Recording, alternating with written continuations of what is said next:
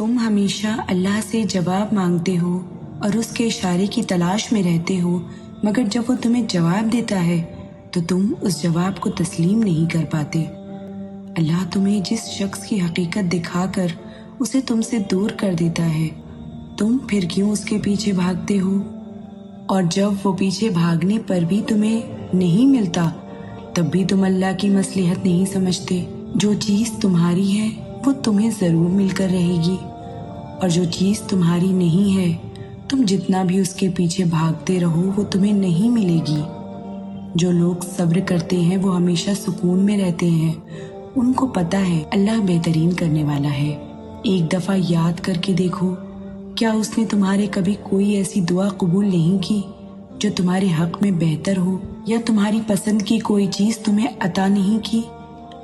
ہو سکتا ہے جو تم نے مانگا ہو وہ کبھی تمہارے حق میں بہتر نہ ہو، یا یہ بھی ہو سکتا ہے کہ اسے تم اتنے عزیز ہو کہ وہ تمہیں وہ دینا چاہتا ہے جس کا تم نے کبھی سوچا ہی نہ ہو۔ کبھی سوچ کر تو دیکھو، جو چیز تمہارے پاس ابھی تک نہیں آئی اس کے بغیر تم کتنا خوش ہو، تم کتنا سکون میں ہو، اور بعض اوقات جب وہ چیز مل جاتی ہے تبھی انسان خوش نہیں ہوتا، اسے سکون نہیں ملتا جتنا اس چیز کے ملنے سے پہلے خوش اور سکون میں ہوتا ہے۔ تو اپنے دل کا یقین بڑھا لو کہ جو نہیں ملا اس میں ہی بہتری تھی، لیکن اب جو ملے گا وہ تمہارے ماضی کا ہر غم مٹا دے گا، ہر تکلیف پر خوشیوں کا مرہم لگا دے گا۔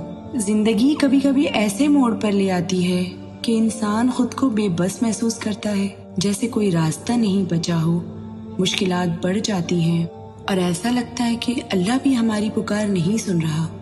لیکن سنو، اللہ کی یہاں محبت کا اصول یہ ہے کہ جب وہ تمہیں اپنے قریب لانا چاہتا ہے تو وہ تمہیں شدید آزمائشوں میں ڈال دیتا ہے۔ اللہ تمہارا صرف صبر آزما رہا ہوتا ہے۔ جانتے ہو وہ معجزے کب کرتا ہے؟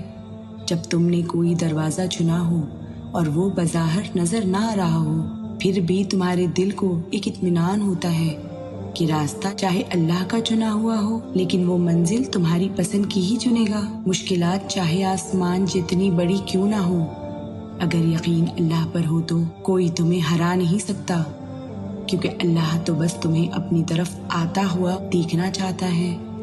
قرآن میں اللہ پاک فرماتے ہیں، بے شک اللہ صبر کرنے والوں کے ساتھ ہے۔ جب تم صبر کرو گے تو راستہ خود اللہ بنائے گا، اور اس نے تو خود کہا ہے کہ وہ صبر کرنے والوں کے ساتھ ہے۔ اللہ کے سوا دنیا میں ایسی کوئی طاقت نہیں جو انسان کو کچھ دے سکے۔ تم جو چاہتے ہو وہ اللہ سے مانگو۔ ہم اپنے رب کی مصلحتوں کو نہیں سمجھ سکتے، لیکن اس کی رضا اور چاہت میں سکون ہے، اور سب سے قیمتی چیز بھی تو سکون ہی ہے نا۔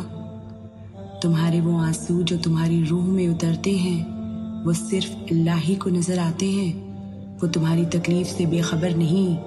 تم نہیں جانتے کہ ہر طوفان بربادی کے لیے نہیں آتا، جس طرح سے حضرت نوح علیہ السلام کے لیے طوفان ہلاکت نہیں بلکہ نجات کا ذریعہ بنا، ویسے ہی تمہاری آزمائش چین بن جائے گی۔ اگر آغاز میں چوٹ ہے تو اختتام میں شفا بن جائے گی۔ اللہ تمہیں ایسے نوازے گا کہ نمازوں میں گرنے والے تمہارے آنسو اللہ کی رحمت پر حیران رہ جائیں گے۔ اور ایک حدیث کی روایت ہے کہ اللہ تعالیٰ فرماتے ہیں کہ میں اپنے بندوں کے گمان کے مطابق ہوں، بس وہ میرے بارے میں جیسا گمان کرے گا میں ویسا ہی اس کے ساتھ کرتا ہوں۔ صبر اور یقین وہ چیزیں ہیں جنہیں انسان اپنا لے تو اللہ اس کے لیے آسانیاں شروع کر دیتا ہے۔ وہ ایک حد تک آزمانے کے بعد تم سے خوش ہو جاتا ہے۔ وہ اپنے بندے کو مایوس نہیں کرتا، پھر وہ دکھ سے زیادہ خوشیاں عطا کرتا ہے۔ تم بس صبر اور یقین رکھو۔ وقت ایک سا نہیں رہتا، وہ تمہارے لیے ایسے ذریعوں سے مدد بھیجتا ہے جن کے بارے میں تمہاری عقل و گمان میں بھی نہ ہوگا۔ صبر اور یقین کرنے والے لوگ اللہ کو سب سے زیادہ پیارے ہوتے ہیں۔ تو جب تمہارا رب ہی تمہارے ساتھ ہو جاتا ہے تو اس سے زیادہ حوصلے کی اور کیا بات ہو سکتی ہے۔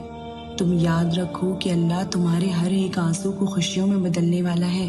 جو آنسوؤں کی زبان میں مانگتے ہیں نا، اللہ پاک اسے نواز دیتا ہے، پھر وہ خالی ہاتھ نہیں لوٹتا۔